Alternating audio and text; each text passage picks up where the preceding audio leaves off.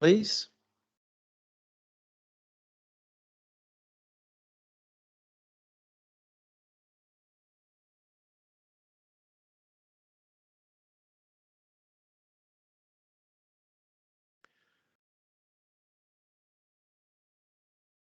Right, the next item is the key projects activity update. Janine, do you want to take us through this, please? Well, thank you, Mr. Chair. So we've got Greg here for the Shovel Ready program. I'll speak to Project Reboot, but we've got Tracy Powery, project manager, in the room as well, and Tracy May. So Greg's lined up to start. Greg, we're in your hands. Thank you, Mr. Chairman. Good morning again, committee members. So Shovel Ready program. So the summary of the program is provided for you on page 107 of your agenda. Quite a milestone because the program has shifted to green after quite a substantial period in amber in terms of a number of issues to move forward. So that's really positive. Particularly a huge amount of effort has gone into rephasing the program to deliver particularly the large capital infrastructure work that is required following below the average summer that we had. So we do have three main projects happening in the infrastructure capital space coming up this season. All projects have been contracted and extended, so they're all in strong positions, which is great to report to you today. Looking forward, you'll see that the report has identified a number of closeout processes going through. I'd just like to highlight that that is an important part to the project management process that we do in terms of closing things out properly and capturing those lessons learned so that they can feed into future projects along those lines. Look, Mr. Chairman, there's not too much else that I'd highlight other than to say, so there's some very brief project by project updates provided there and a summary of the risks and issues that at a program level that we have. But otherwise, I'm happy to leave it at that, Mr. Chairman. Okay, thanks, Greg. Questions? Done. Oh, not on this one. That was easy. Just one on the Piako River corridor about the red status on scope and the plant numbers. What's that in relation to? So that was where we had the areas that were assumed to be available for that particular project had to be reassessed, and we had to look at alternative planting sites. And so we've worked through project stakeholders to identify those and deliver them. So we've moved into a much better space in that regard. We have had some plant supply issues with our contractors, but again, we've been working hard to resolve those and keep the project on track. Thank you. I think that's it. Thank you very much, Greg. Thank you. And move on to Project Reboot. Hopefully this isn't the topic that Councillor Nichols saving her questions for. Thank you, Mr. Chair. So in terms of Project Reboot, following the deployment last week of the receivables functions, which had been deferred from the 31st of July go live, we have put the project status back to green.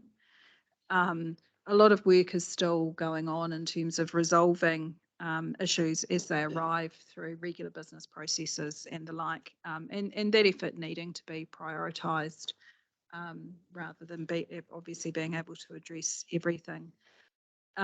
With the project due to close at the 31st of October, the focus is really now shifting to that transition of support from the project team to WRC staff, business owners, subject matter experts, as well as the managed services arrangement that we have in place with Infor around those WRC specific parts of the solution. So core solution covered by our software as a service agreements, but some of those specific extensions to us addressed through those managed services. We are giving consideration to what support may be required post-project closure through to the end of this calendar year, just to ensure that rather than a hard stop, we have got sort of a softer off-ramp and landing for the organisation around some of those support structures and knowledge. That was one of the recommendations that IQANZ had made in their last review. So we're working through that at the moment. Also, activities that need to be undertaken will be consideration of when we do a post-implementation review, and the plan for both capture now and the mechanism going forward for that capture of benefits that the solution is delivering against the original business plan. Really pleasing and unprompted in terms of some early conversations with Sean, who's back in the room, to hear about the improvements that the investment that council's made and the Infor solution are providing in that asset management space already. That was one of our key benefit areas that was identified through the original business case. So really pleasing to see that coming through, and other stories that we are capturing that will be a pleasure to be able to report back to the committee at some point in time in terms of why the investment has been a good thing to do, and the go forward that we have with the solution from here. So yeah, I'm happy to take any questions on this one as well. Questions from the committee? No. Yeah, I have one to Janine, if you can hear me. Yep, we can. You thought you were going to get away scot-free, didn't you? I was thinking there might be one coming. No, sorry, it was just the volume in the room. You were. Yeah, no, good as gold. Hey, Janine, I did raise with the CE just regarding the ICM and payments to contractors and that. There was a bit of concern up my way that these had been delayed, and just Chris was going to confirm with me, but I haven't heard back whether letters explaining what's going on and just the couple of hiccups with the reboot process and getting payments done within 7 days, etc., that letters were going out to those contractors to explain the situation, and maybe that's remedied. If you can give us some feedback, please. Yes, through you, Mr. Chair. So that issue was raised with me in terms of concerns of some of our staff in relation to vendor payments. I think it's been clarified that from a finance, so speaking with two hats on here, from a finance perspective and from a reboot project sponsor perspective, I've been unaware of any of those issues. We have been able to take a prioritised approach. So if people have concerns around the ability to pay, the team have been working through avenues to be able to facilitate that payment, noting the action that we need to take in the short term and a corrective action that needs to be taken following up on that.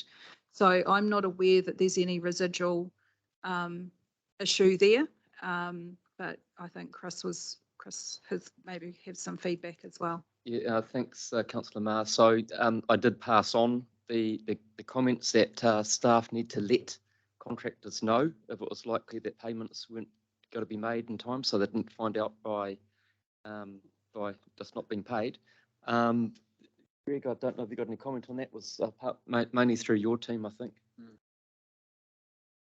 So yes, we have been working directly with our contractors and suppliers, absolutely. The other comment I would make is that we rapidly put in place, once the issue was identified, a process so that where there were payments that were required, that there was a workaround process to ensure that those happened when they needed to. Okay, thanks, guys. As long as the stuff's come back in from our regional managers and that is being smoothed out, that was in relation to my question. Thank you. And I can confirm that our whole team is working very closely with all of the relevant teams to make sure that we have those systems and processes in place and to enable our business to function. Yep. Thank you. Oh, sorry, Paul. Yes, it's great to see us get to hear after I came quite late in the piece, but this is a material move forward. And often after a project's sort of settled, and it takes time to get settled, there's the opportunity for continuous improvement in the building of particular business intelligence and we find things that we didn't even dream we could do, we can now do because we've got some very clever people able to look at the data. So have we got a program there to really optimize this considerable investment through the BI side, through the continuous improvement? Yeah, so through you, Mr. Chair, that's something that I guess having had the privilege of sponsoring this project over a long period of time, I'm really conscious of continuing to leverage council's investment. We have always talked about the project as getting us to the line of up-to-date technology that we can then take forward, and we'll be required to think about that go forward because it is because of the nature of the solution that it's, you know, multi-tenant cloud product that will move forward whether we want to or not. So we have got identified key roadmap items that are sort of the next stages in terms of optimising our use of the solution. We're also working through with Infor around the way that we can engage with them on their roadmap and where they see the product going as well, to make sure that we're both aware of it but able to influence it as well where we can. We have held a reasonably, times it hasn't felt like it, but a reasonably privileged position with Infor in terms of the relationship that we have had and the ability, I guess, in their product development cycle to influence some of those things. And so I'm keen that we can continue to hold that type of relationship with them moving forward. So that's the dialogue that we're actively involved in with them. So a little bit of WRC, where do we go forward, but equally, where are those conversations from an Infor product development heading as well, and how can we get engaged with those, make sure we get maximise the return from the investment made. Thank you. Welcome, Tracy. Good morning, councillors and members of the committee. I just have a presentation that I would just like to go through. It's a few slides.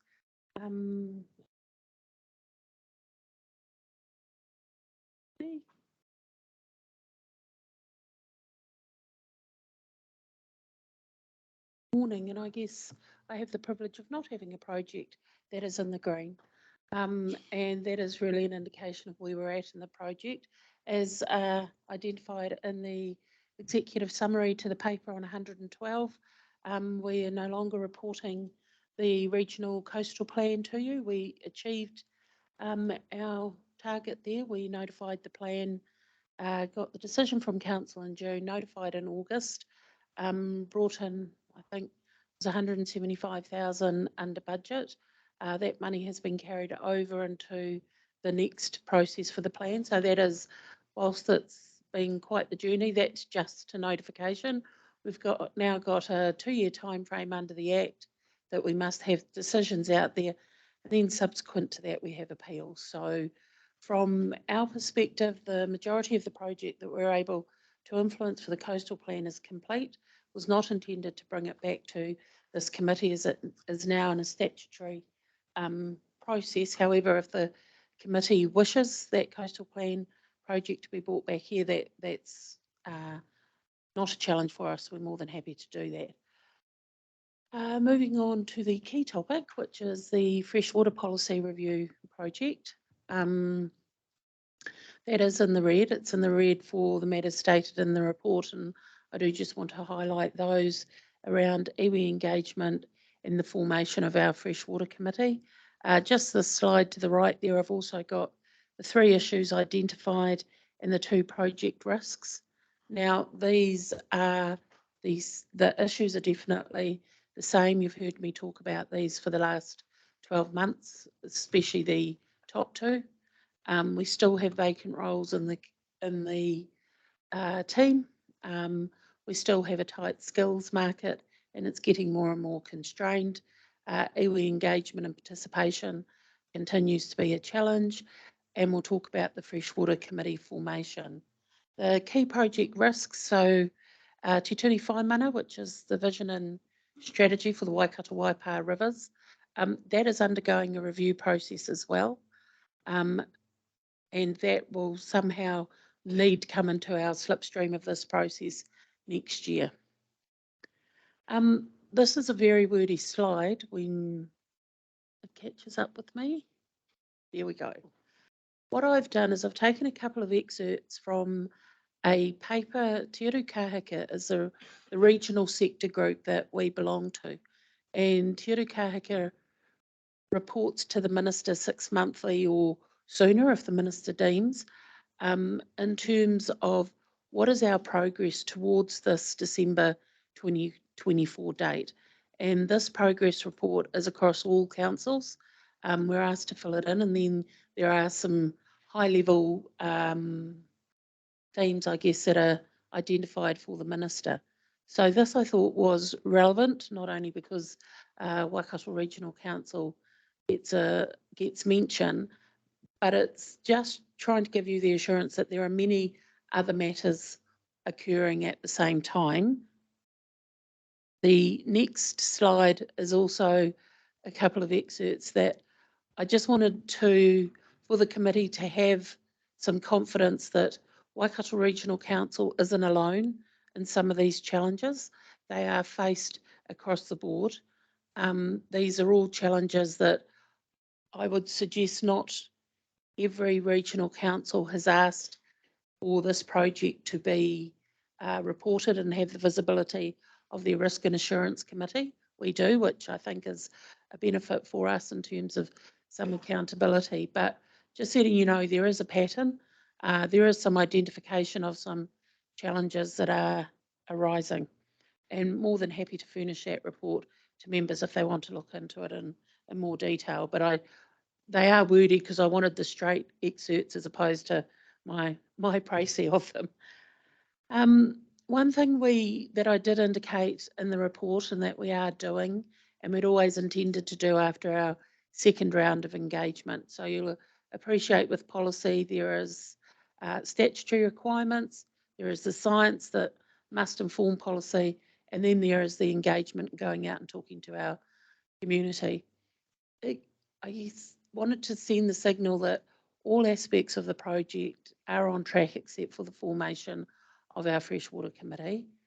Our iwi engagement, as indicated in the report, has moved from being very formalised and planned, that's what we do in local government, to being a bit more organic, I think is the best way I can describe it, sequential and concurrent, and a bit more agile. So rather than planning it and fitting what we believe would help us in our project, we've had to be a bit more responsive to the needs of iwi, and perhaps not hold to such a purist recipe that I think we've been doing.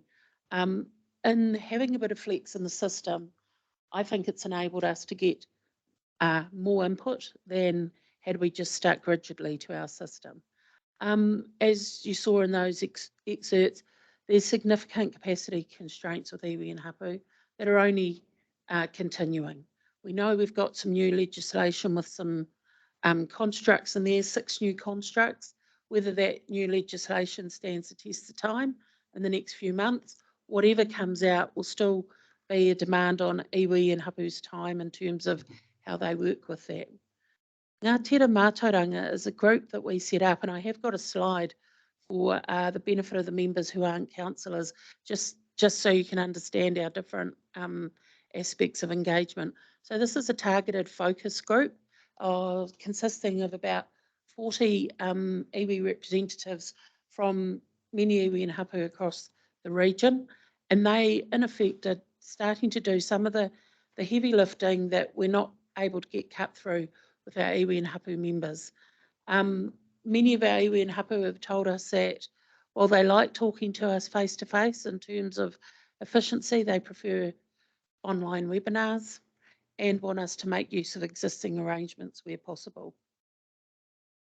So this is our approach to engagement. Really, if you look at the third line down, so we've got wider community engagement, focused engagement, wider iwi and hapu engagement, focused iwi and hapu engagement, and then sector engagement. So that's what we've spent the large part of June, July, and part of August. What that will culminate in is on the 2nd of October, we have a workshop with our councillors where we will be taking a 200-page, if you don't mind, with a very good executive summary, engagement report. What we have learnt is that if we continue to do what we've done, we're just beating ourselves up. So we have some key learnings from round 2 engagement, where the wider community drop-in, the wider call to iwi and hapu to attend a hui is not effective. It's a waste of everybody's time. It's a very traditional means of engagement, so we won't be doing that. We'd also intended to do another round of engagement before Christmas. That won't occur. And we've made the decision, actually, it was a lot of response from those who we spoke to. They want to see the words on paper. They don't want to sit around and share their thoughts and feelings about things. They actually want to see, what are the words on paper? What does this mean to me? Also, on the 2nd of October, I'll be presenting a report on the Freshwater Committee's options. There are some statutory requirements that we'll have to meet, and that is for council to have a conversation about that, looking for endorsement of the committee in October so that we can talk to iwi and get appointees and get that committee convened before Christmas. Whilst it is holding up some parts of the project, it is not holding up the entirety of the project. I think that is important for the committee to understand. We are not sitting there poised waiting for the committee. We are working alongside on many other tasks. However, there are some decision points that we will need to go through our Freshwater Committee. And I'll also be taking a report to council at the workshop based on our project reforecast. So having a look at what we've achieved, having a look at some of the learnings that we've got out of our engagement and ongoing conversations, revising what's going forward. The team at the moment are doing some scenario planning. We had always anticipated an October notification date. That's highly unlikely. What does another 3 months mean? December is required by statute. And what does a post-December date look like? Also, there are some legal intricacies between the RMA and some of the new environmental standards that have come out that we need to explore before we look at when the dates are. And just in terms of any engagement going forward, next year will be more targeted. The emphasis will be on individual meetings with those potentially who are most impacted by the provisions. That is a very quick presentation. In terms of the budget, there are no budget figures in the report, but I can assure you that 2 months in, we're not over budget. The challenge of that is the change management associated with Project Reboot. And some people who previously would have relied on the management accountant to do all their financial works are now having to get to grips with understanding Project Reboot and how they can manage and provide for themselves. So at the moment, trying to get that self-provision of budget information is part of our change process we're all going through. But for me, it's definitely an advantage of Reboot, putting that power in the hands of the budget managers as opposed to the management accountants in the past. So happy to respond to any questions. Chris. Yes, thanks, Tracy, through you, Mr. Chair. I think that's a real positive step forward that you've got a representative collective from iwi that you can engage with, because I know the frustrations you had trying to corral people to meet from previously. I'm not sure whether it's appropriate to make a call here, but I personally think that the meeting on schedule on the 2nd of October is premature. We don't know what's going to happen after the 10th of October. There could well be serious changes to the current policy statements. And I know the costs is significant of holding workshops. sitting around all day and then find 2 weeks later that we've wasted yet another day of councillors' time and staff as well. So put that on the table. I don't know who makes those decisions, but I would support at least a deferral for a month.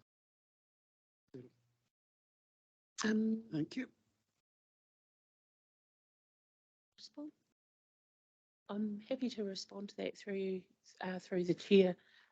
I appreciate we may have some changed legislation after the election. And if we listen to the media, we know which way it's going to go, but it still takes time to change that legislation. And I think we have a duty to respond to councillors and let them know what came through the engagement process, because that was a significant investment. Irrespective of what the legislation may be, we still have river settlement legislation that we have statutory requirements on to have co-governance decisions with our iwi partners. So I think it's very important to still have that workshop. Once we know what a different field will look like in terms of statute, we'll probably have to have another workshop as well. That would be my recommendation. Oh, thank you, Chair. Yeah, thank you for your presentation. Just thinking back, on Friday we had Future Proof meeting and we had a presentation about fresh water, and there were lots of questions around the table. Not least came from our Future Proof iwi partners about the consultation process. So just wondering if perhaps Future Proof could be used as one of those existing arrangements and give a little bit more attention to that group and how freshwater policy applies in the Future Proof area. I think that would go a long way to making it a bit smoother. Through the chair, if I can just let councillors know, the reason why we went to Future Proof is a couple of the councils on Future Proof was in Otorohanga yesterday, presenting to their council, presented to Taupo, got Hauraki next week. A couple of the Future Proof councils said we don't need to know about this. So another way to skin a cat was, right, we'll get in front of Future Proof and we'll tell you together. So it's great that they engaged in that forum and we'll definitely be using it. Yeah, so just to note that iwi had lots of questions. Again, some of our iwi have cancelled meetings, so that's why we use the Future Proof. And as I said on the slide, we'll be using existing arrangements more. Pamela. Kia ora, thank you, Mr. Chair. Just wanted to reiterate or recognize, I should say, the value in utilizing the webinars and the online engagement. We certainly heard that at the JMA yesterday, that was viewed as a efficient and effective way of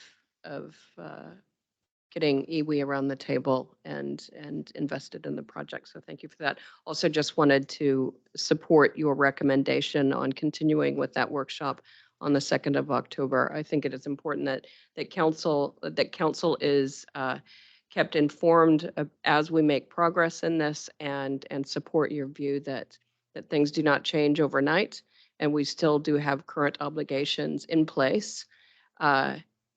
Particularly those ones relating to the vision and strategy of the Waikato River, which there has been no mention of any pending change of that. So, thank you for that. Jennifer. Thanks. Yeah, and following on from the JMA meeting yesterday, there was quite a bit of discussion about wanting to, on the freshwater topic, especially as well, on wanting to have marae and hapu leaders or representatives being able to speak directly for themselves as well. And so there was a discussion around how that could be arranged. So that would be worth following up on. The question I had was, well, there's a couple. One is, how's the risk with the review of Te Ture Whaimana being managed? Because of the note, it said in there are further actions taken from the writing of the report until this meeting. Through you, Mr. Chair. So I guess because the Waikato is so small and New Zealand's a small country, there are a lot of similar consultants and people working on both. which I think is good. At the beginning of the process, we had hoped to tandem up the engagement because essentially we're talking about the same thing. We got a clear message from iwi and hapu that they want to have separate conversations because of the mana that is attached to Te Ture Whai mana from their perspective. We are actually sharing what we're getting from our engagement because our engagement seems to be richer at this stage than those managing the vision and strategy process. We have bi-monthly meetings to make sure that we understand where each process is at, and if there are any hooks that are coming up. We are also sharing a lot of our science with those who are doing the vision and strategy review. A risk is that the vision and strategy may look to set limits and targets more stringent than our process. That risk won't show itself till early next year. And at that time, we'll bring that back to the committee and to council so we can understand the implications of that, because that will be significant. Should that happen, we would likely talk to the minister direct in terms of the implications of that document, as it would prevail over our document that's been through a process. So we have we are continuing to seek some legal advice in regard to our process that goes through a formal first schedule process. When comments are received to the vision and strategy, it doesn't go through that kind of process, and that's something that we are just keeping on our radar. So I think the best mitigation is our formal 2 monthly meetings. Thank you. Oh, I've got another one. That's right.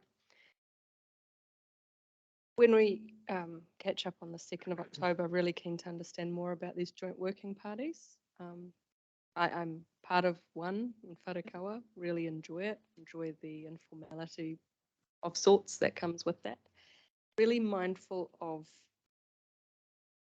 the experience last triennium of trying to create the iwi Partnerships Committee. And so just, I suppose, concerned about and wondering how we are approaching the Freshwater Committee formation differently. And obviously there's a lot of things that are different, especially in the political space as well.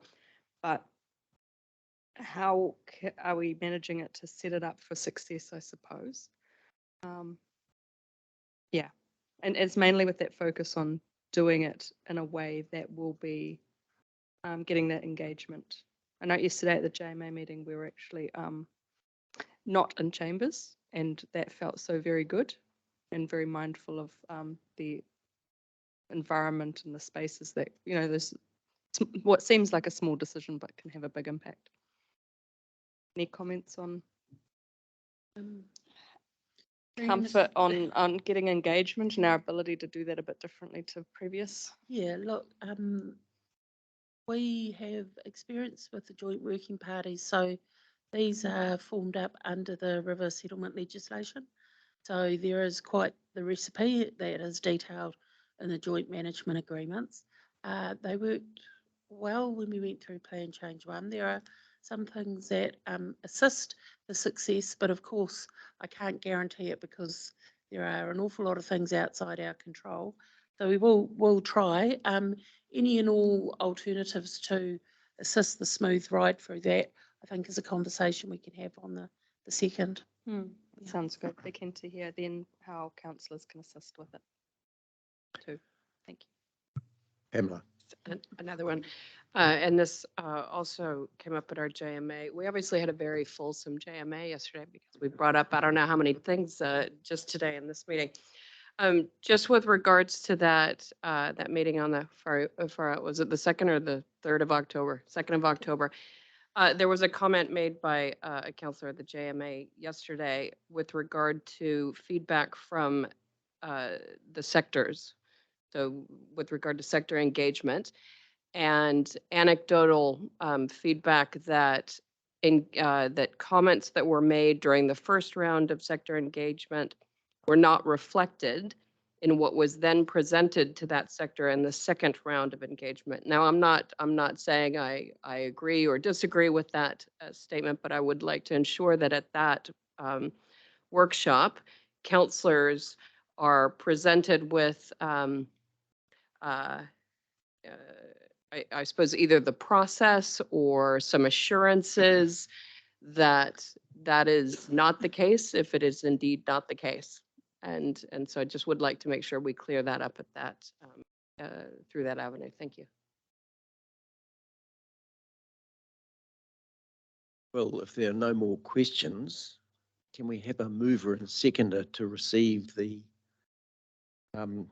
key projects activity report? Jennifer, thank you. Pamela, thank you.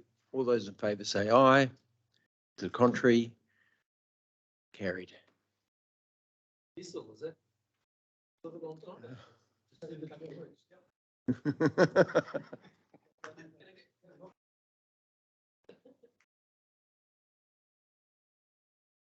Right.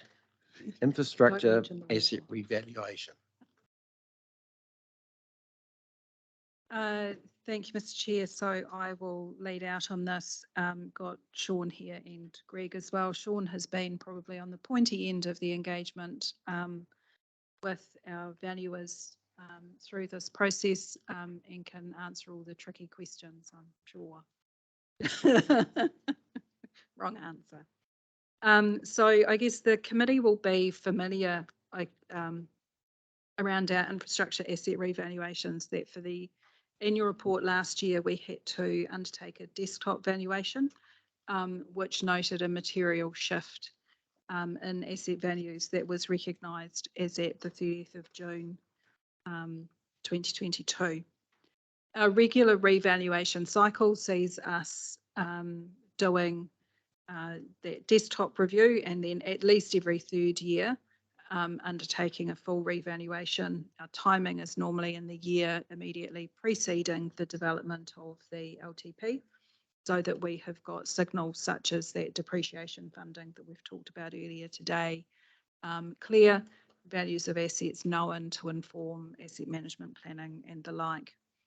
So the valuation that is before you sort of moves past, I guess, the recognition of movement in values that were booked at the end of last financial year to a position as at the 31st of December 2022. And the overall outcome from that is noted, which does see a substantial uplift in the value of assets that are declared on Council's balance sheet. We've also noted that the increase since the last valuation is largely attributed to those stock bank assets, with that fill rate moving from $33 to $45 per cubic metre. As we've already noted through earlier discussions on this topic, the valuation methodology does comply with both accounting standards as well as the infrastructure valuation and depreciation guidelines that are set by IPWEA, which is a Professional Water Engineers Association. As is normal with these revaluations, we do engage a peer review. Unfortunately, because of delays with landing the actual valuation, the peer review has also been delayed, but it's the intent that we can bring that back to the committee at your next meeting, so that we can wrap together both recommendations from this valuation as well as recommendations coming out of that peer review. As I say, we've tried to step out in the report the movement from 2019 to June 2022, and then further through to December 2022, calling out in section 18 some of the key movements that have influenced the revaluation. I note within that there are comments that some of the change is actually reflecting that better information that we have. So, the team have noted, volumes used in this revaluation are considered to be more robust. So as we get better information, then our asset information improves. The basis on which we can revalue assets also improves. And I think that commentary is underpinned by the confidence ratings that are reported under section 19 of the report, which illustrates a good quality of asset data that we're relying on. There's more detail in there in terms of the technical aspects of the revaluation, the way that unit rates are applied or valuation is applied, a 3-tier system. We've reported back in terms of the useful lives, which are unchanged from what we have had to date. And we've also provided the summary of recommendations coming through from the valuer, noting that we will also get recommendations coming out of the peer review that we will fold together and hold as part of an improvement program. But probably best to open up for the committee to ask any questions in terms of either process or outcome. Thank you, Janine. Questions?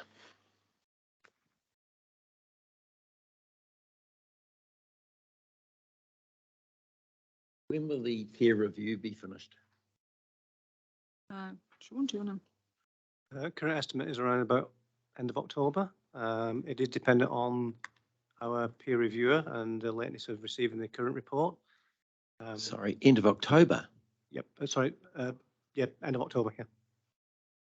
Estimated 4 weeks to complete the peer review, is that right? That was the initial date that Yeah. the peer reviewer gave us when they were expecting the report in June, July. Unfortunately, because of the lateness of the current report, then end of October is the earliest that they think they can do it by. How's that going to fit in? These numbers will need to go in the annual report. Just thinking, can this committee really sign off on the second part of the resolution until it gets a report on the peer review? I don't think the peer review date is acceptable. Through the chair, I have tried to push back on that date. Unfortunately, we are outside of our contracted period with the peer reviewer, and they have had additional work come in.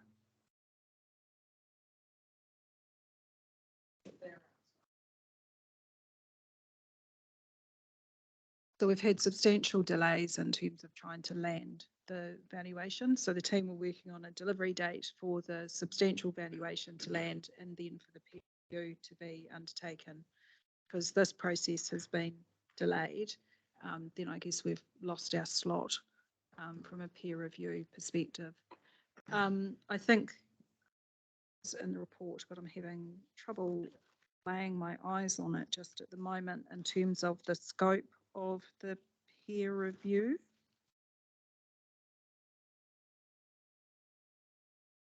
Scope of the peer review. So under section 34. Page 125. Yeah, page 125.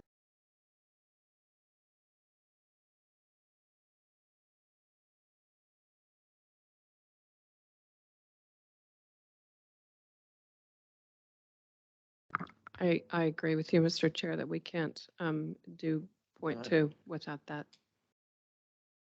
Clarence, when do you need that done by? Yes, through Mr. Chair, we will have to wait for the peer review. Also with the quantum of the movement, we are going to a technical team to assess if it is a prior period error or not, because there's quite a big, so we need to understand where the movement came from. Is it new information or is it market movements in the new year?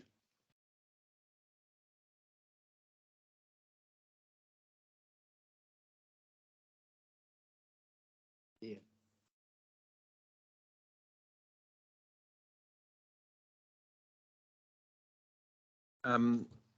Perhaps management can come back to the committee. So whether they can work around here. Yeah, so through you, Mr. Chair, we will go back to the peer reviewer and see whether we can bring that timing in and consider a process by which we can share that with the committee so that you have visibility of that. And to confirm Maybe whether we can there's any we make issues. the subject to. Yeah, subject and then to. just do an email around. Don't want to hold up. Subject to. Subject to the completion of the peer review. So at the end of it. Completion, so satisfactory. Yeah. Completion Completion of the the peer peer review. review. Thank you. No, I don't think there's any other alternative. I'm sure the auditors want that done.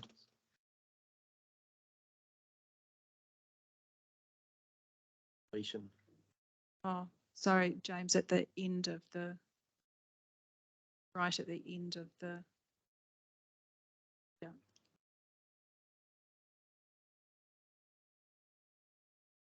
And it's subject to independent review.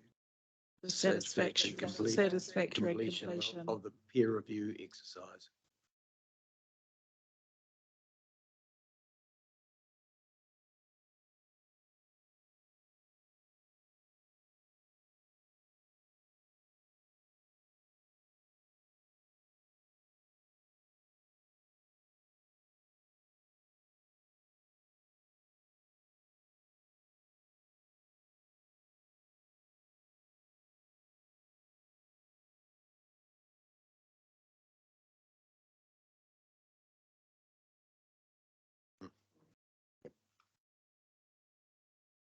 Chris, you had a question. Yeah, thanks, Mr. Chair. Look, I'd just like to confirm there is a huge amount of work goes into this. It's not an easy exercise. It's a very time-consuming process.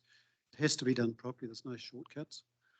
Yes, the learnings that can be taken from this is as at the end of December.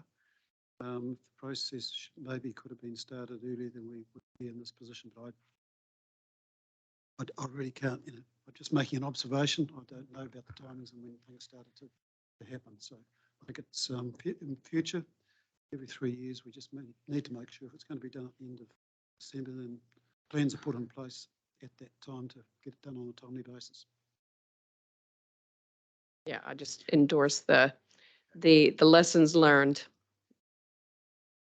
Janine. Yes, so through you, Mr. Chair, totally understand that this is the first time that we've been in the position that we actually find ourselves in now. Normally we have this signed off prior to this time with the completion of a peer review or matters outside of the best endeavours of staff. This process has taken far longer than was anticipated. So there will be a number of lessons learned through that that will be captured. And yeah, so point acknowledged. This is an exceptional position that we actually find ourselves in this year, as I say, despite the best endeavours of the team. Chris. And through Chair, I have received a message from the company involved in putting some of the information together, noting that they are looking at their processes as to see why this has occurred. Thank you. This could be an obvious suggestion, but people sometimes just work through from A to B. But if we've got someone doing a review, if we could engage with them so that we keep talking to them like we did with the auditors through the process, not wait for the report. Maybe they take a risk approach.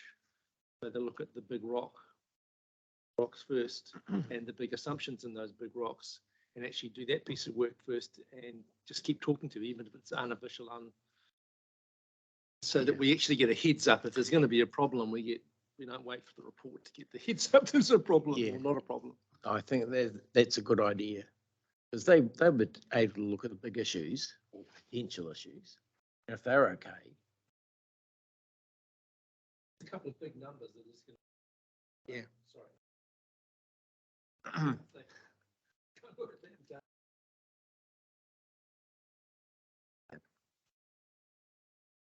Okay, any more questions? Can I have a mover and seconder for the resolution? Thank you, Chris. Thank you, Pamela. All those in favour say aye. Against, carried. Which brings us to accounting estimates and judgments. Thank you. So thank you, Mr. Chair. I will run through this quickly.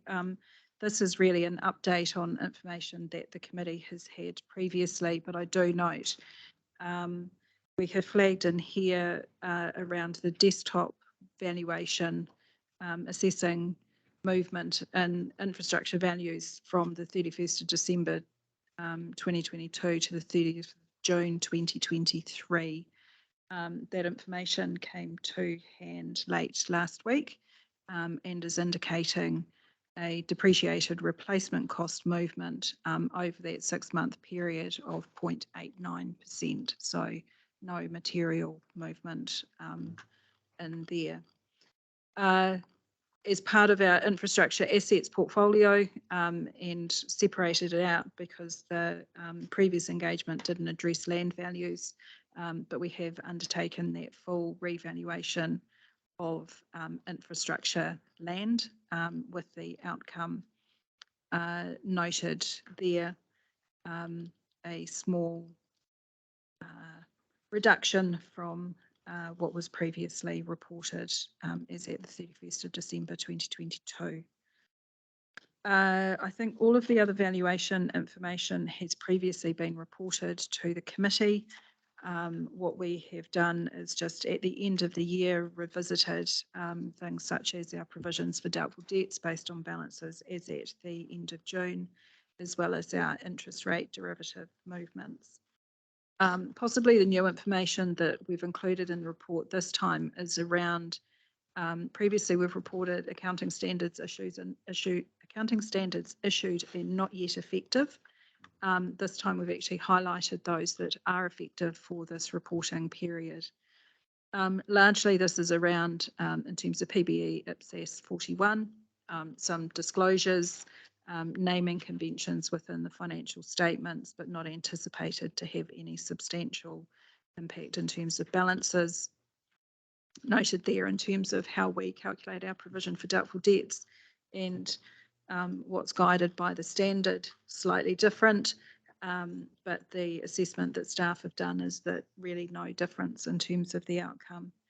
And then the other standard in terms of around our service performance reporting, again, further disclosure and comparative information required, but no material impact in terms of the annual report proper. Thank you, Janine. Questions from anyone? Chris? Yes, Mr. Chair, I don't see any mention of onerous contract provisions. Have we done a review? I know there was one carried out earlier. But... Yes, so through you, Mr. Chair, my apologies. We have done that review in terms of whether council has any onerous contracts and none have been identified.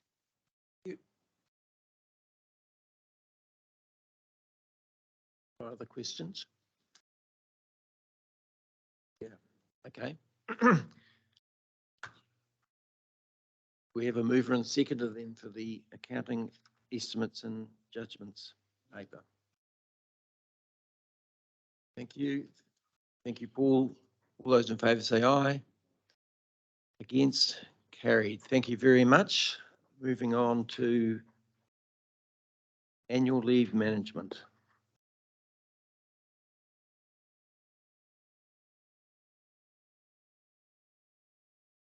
So for the independent members of the committee, we've got Stu Brown here, who's the Executive Manager of People and Capability. I think Stu had said to me this morning he hasn't presented to the committee before, so I'm not sure where he's been, which rock he's been hiding under, but he's with us here today in terms of the annual leave management, wellbeing and health and safety report.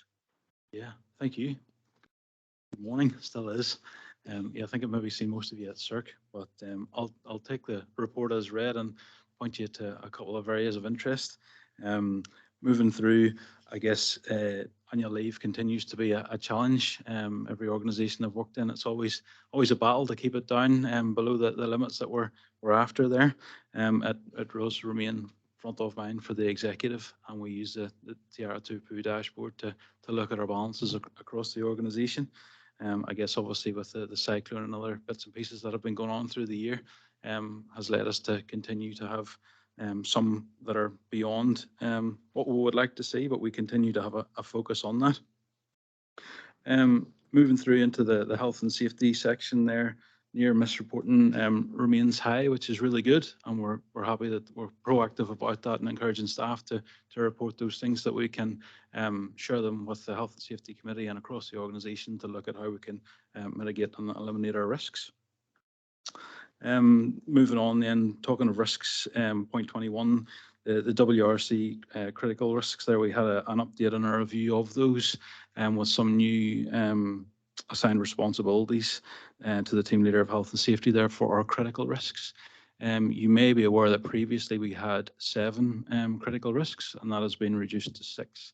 The one that was removed there was in relation to the operation of helicopters, and that's not something that we do every day, and we use contractors for that, and they're obviously guided by the CAA for that, so we're quite comfortable that that could be taken off our responsibility, but obviously we would maintain review of operations when we engage that contractor. I guess it's important that we've assigned the responsibilities there to the critical risks, and that reports directly through to me and then to the executive. We have a risk management framework there that's reviewed annually, or in the instance of one of an event happening in relation to one of the critical risks, whenever there's a change to the process or whenever we have a new mitigation in place, those things come up for review, and we communicate the outcomes from that to the organisation. That was the key aspects that I wanted to draw your attention to. If you had any questions, happy to take them. Questions? Yeah. A note on the annual leave piece. With this organisation, it's a very common thing to take leave in that January period. It kind of feels like the whole place shuts down. So no, it doesn't. I was just wondering whether the ELT and yourself could turn your minds to whether that is the healthiest way to be.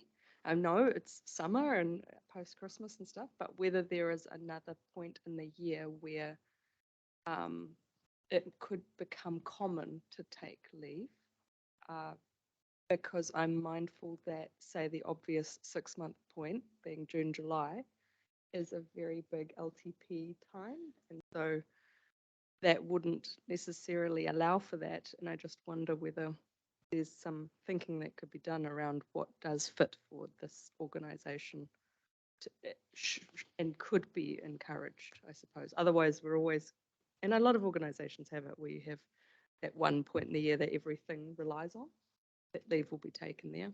Yeah, so just a thought to consider, I suppose. Any thoughts back? Yeah, immediately? I've got lots of thoughts on it. It's always a challenge. Like I've said, I've always Yeah. been challenged with this. We obviously have our close down for a fortnight over Christmas, but that only uses 6 days annual. Yeah. Because we've got the statutory in that. I guess everybody's individual when they want to take leave, and I think preferably people like to get away in that dark days of winter kind of thing. Something that I'm looking at, and it's too early to talk really in any detail about it, but EVP continues to be an important thing for us, and the executive keep that front of mind. I've been talking to the unions and trying to keep the relationships going there, and they're very keen to keep progressing that next year.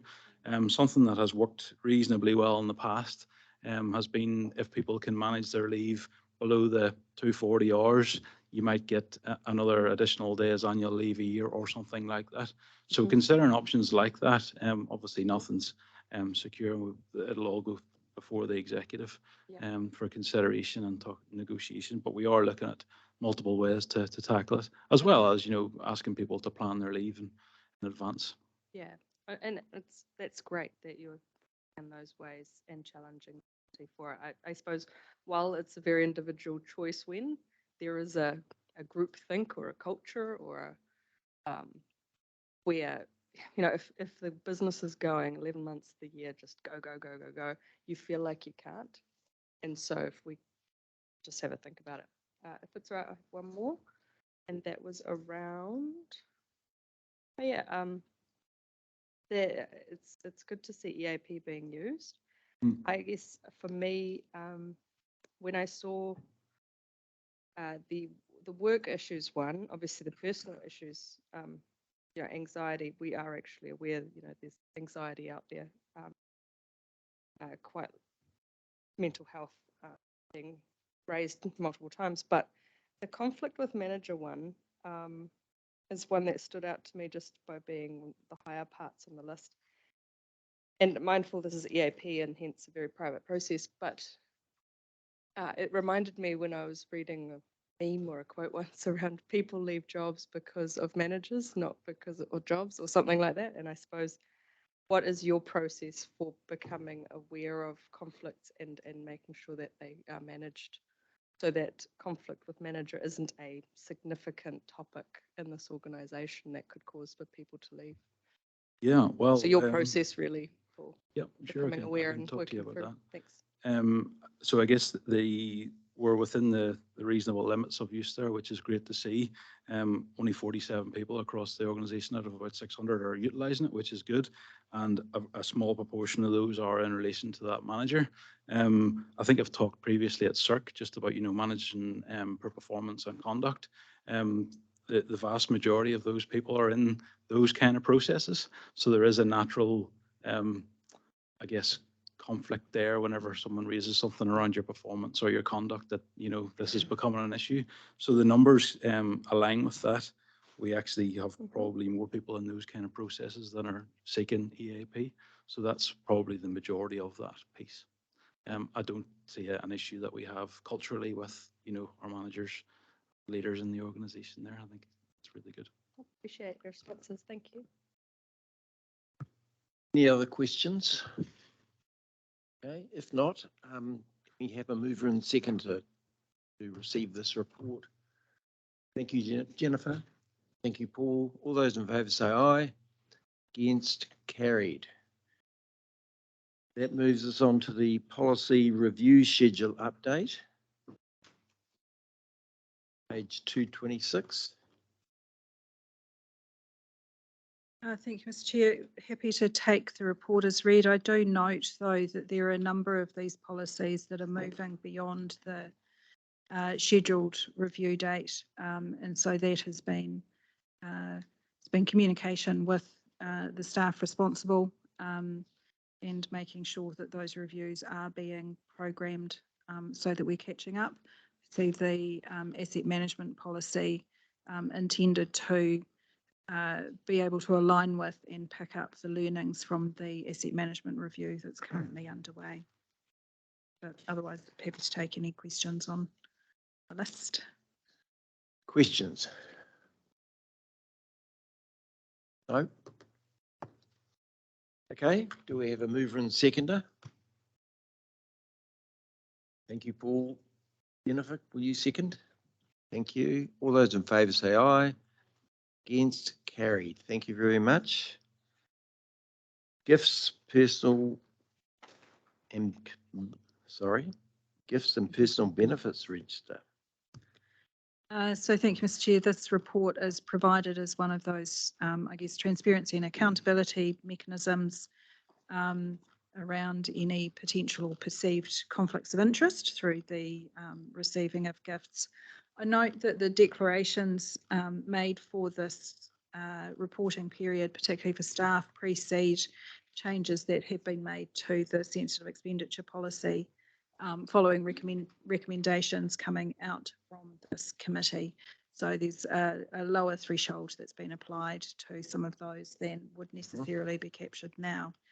I'd also note, just in terms of the elected member declarations, that it's really pleasing to see a couple of areas of a nothing to declare being noted as well for completeness. So I totally agree. It's good to see.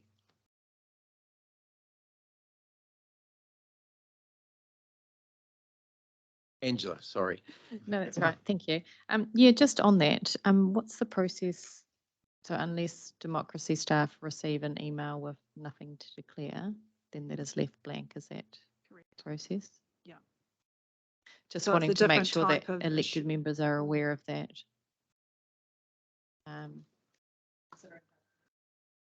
Yeah, out of 14 councillors, yeah, only 2 with nothing to declare, plus the ones of us who did declare, just those whose names aren't mentioned. Just wondering if they are aware So, of that. yes, so through you, Mr. Chair, I guess this is a negative assurance type approach in terms of confirming that you have effectively declared everything. So if you've got nothing to declare, then you've still exhibits that conscious thought that you've considered the matter. I think that's a good process, because with these gifts, you also have to declare ones you've declined. So I think getting a positive confirmation there's no useful step. I thought we used to, that used to be confirmed with each of the elected members through, you know, like democracy, that they would reach out to each one of us and say, do you have anything to declare? And you had to respond via email, either yes or no. Are we no longer following that process? James, know. whether you're able to comment from.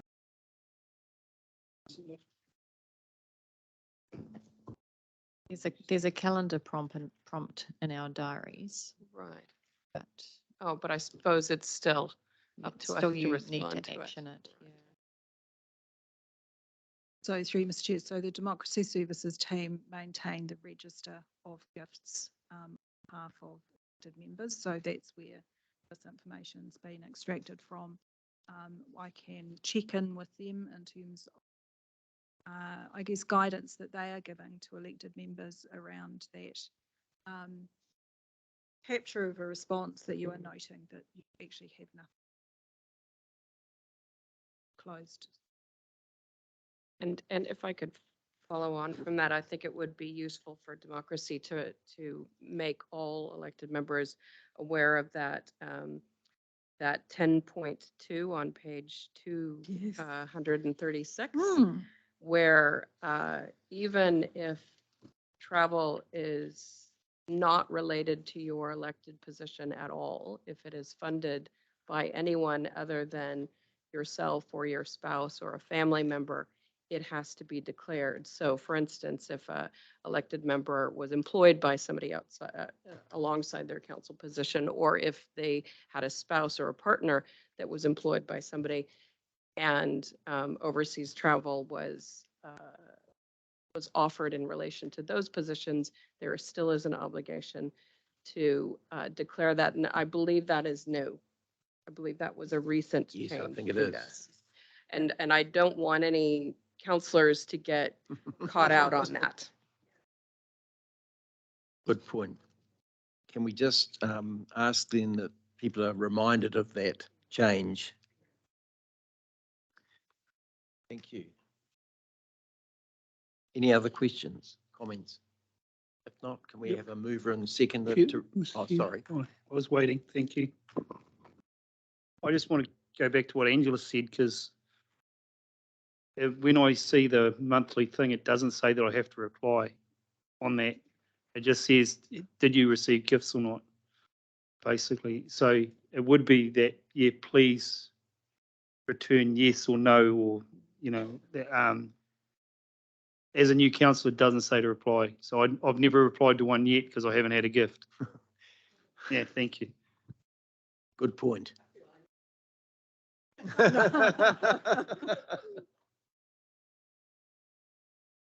Yeah. No, this is an area where it's very important that it's done right, because it can come back and cause all sorts of issues. Well, as you can see, there's only 1, 2, 3, 4. There's only 7 councillors sitting here. There's 7 that aren't here that needs to be clear to. Yeah, thank you. Okay. We have a mover and seconder for the resolution to receive this report, please. Thank you, Pamela. Thank you, Paul. All those in favour say aye. Against, carried. Thank you. Which brings us to the end of our open agenda and we need a resolution to move into public excluded. Thank you, Pamela. Thank you, Paul. All those in favour, say aye. The contrary, carried. We're now in public excluded. Let us know when you're ready to go on.